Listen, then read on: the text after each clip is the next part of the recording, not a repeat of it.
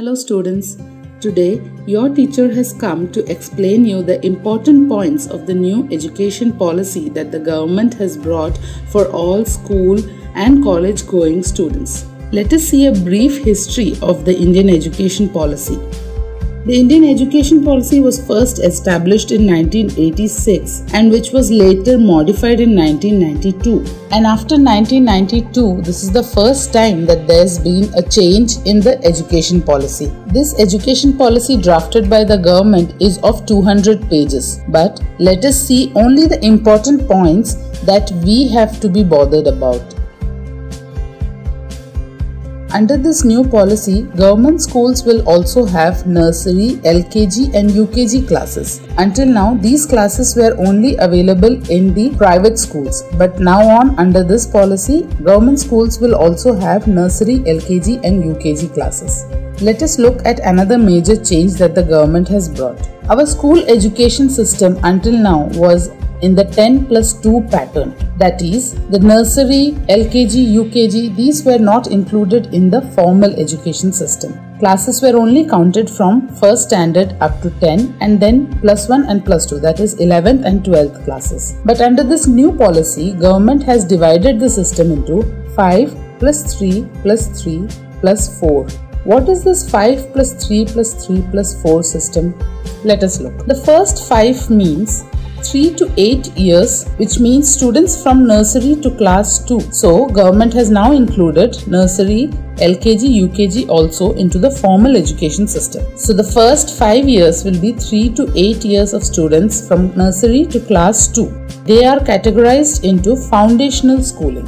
The next 3 years is 8 to 11 years, that is from class 3 to class 5. They are under the category preparatory schooling. The next is 11 to 14 years, that is class 6 to 8, and they are categorized as the middle school. And the last is 14 to 18 years of children, that is class 9 to 12, and they are categorized into secondary schooling. Please also note that examinations, that is the annual examinations, will be conducted only in classes 3, 5 and 8. All other classes under class 8 will be assessed on the basis of internal assessment. Now let us talk about the streams that we select after class 10. So until now, we were given streams such as science, commerce and arts after class 10 for our further studies. Under this new policy, a child can select multiple streams. That is, if you are selecting a science stream and you also have interest in any of the arts subject, say history, so you can study all the subjects in the science stream, whichever you are selecting, and then also history from the arts. So there is no rigidity in stream selection. Apart from this, in schooling educations, government has also put stress on vocational training and extracurricular activities. Schools will be providing vocational training and students above class 6 will also be allowed to go for internships for which training will be provided from school. Under extracurricular activities, if students are interested in arts, crafts, sports and they also score well in any of these subjects, that will be included in the report cards. Apart from this, government has also stressed on the importance of technology. Students will be provided with extra technological education apart from the smart classes that are already running in many of the schools. Students of class 6 and above will also be taught coding. Let us look at what changes government has brought in the board exam patterns. We all know how hard and how stressful the board exams are. But under the new rule, the government is trying to reduce the pressure from the students of board exam. Now on, in board exams, students will be judged on their capability of understanding a subject rather than just by-hearting and writing the exam. Government is stressing on removing the by-hearting system. Also, to reduce the pressure, now on students can write the board exam twice. What does it mean? First, as usual, you will be writing the board exam, and if you want to improve the marks of that written exam, you can again attend the board exam. government has brought another change, that is about the language which is taken as a medium in the school. That is, now on schools will be allowed to use mother tongue or regional language or the local language that is used in any particular area to teach students up to class 5 or maximum class 8. Now this is not a compulsory rule, this is just an option, because according to government's studies, children up to class 5 are small and they understand their own language, that is the language they speak at home easily. So teachers can use any local language or mother tongue to teach the child, but this is not a compulsory rule. Let us now look at what changes has been brought to higher education. Now on, government will provide a 4-year graduation program as well, along with the currently running 3-year graduation program. Again, this is an option. Now what does the 4-year graduation program mean? Currently we have 3 years graduation program, which means BSc or BA, right? Now under the 4-year graduation program, you will be having the 3-year as normal graduation classes, and then 4th year will be based on research. So if a student is joining for a 4-year graduation program, he or she will study 3 years of regular classes and 4th year will be based on research. Now how will this benefit? If you take the 4-year graduation program, you can directly join for PhD. That is, now you have to do graduation of 3 years and then post-graduation of 2 years, right, to apply for PhD. But if you take the 4-year undergraduation program, you can directly apply for PhD. This will also help in getting admission in foreign countries, because foreign countries follow the 12 plus 4, that is after 12th, they follow the 4-year graduation program. So Indians mostly fail to meet that criteria because we have a 3-year graduation program.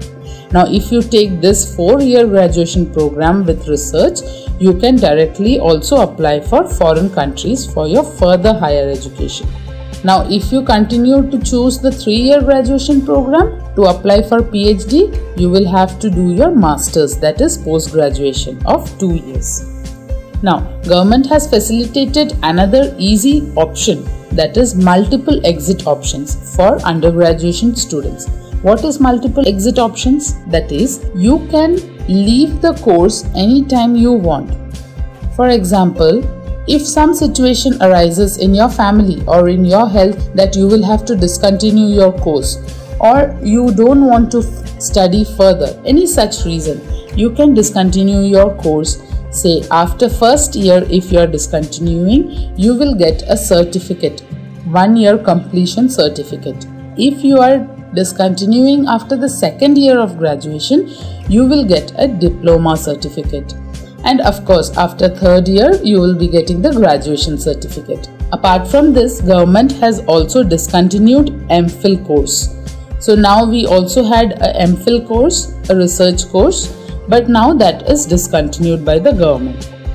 And as said earlier, for applying PhD, now the eligibility criteria is 4 years graduation with the research program or 3 years graduation and 2 years post-graduation. Apart from this, for higher education institutes, government has brought in another rule, that is, higher education institutes should be made into multidisciplinary. Now what does multidisciplinary mean? See, for example, if we take IIT or IIM, such institutes, right, they are focused only on single subject. Single subject, I mean single stream. IIT is engineering focused, IIM is business management focused, right? So government has told that now on such institutes should have courses of arts, commerce also. So if an institute is only science based, they should also provide arts and commerce courses. Or if an institute is only arts based, they also have to provide science and commerce courses. And government has also said that single stream institutions, like I said, science based or only commerce based, such institutes will be discontinued by the year 2040. Apart from this, government has also introduced another rule for the regulatory bodies. So in India, we have several regulatory bodies that regulate our education, school educations, higher educations, right? Like UGC, AICTE, NCTE. Now under this new policy, all these regulatory bodies will be brought under one single regulator. So these were the main important points that we are to look into as a student. But you all should understand that this rules doesn't apply immediately. It will take time. And it doesn't mean that the next year itself your board exams will be made simpler or you will be getting the 4-year graduation program. It might be available at some places, but it will take time to be available all India, right? So this is a long road vision. Only with time we can see the progress. I hope the new education policy is understood by you all. If you have any doubt, please ask in the comment section below or message us in the mail ID or Instagram ID mentioned in the description box. Until the next video, bye bye.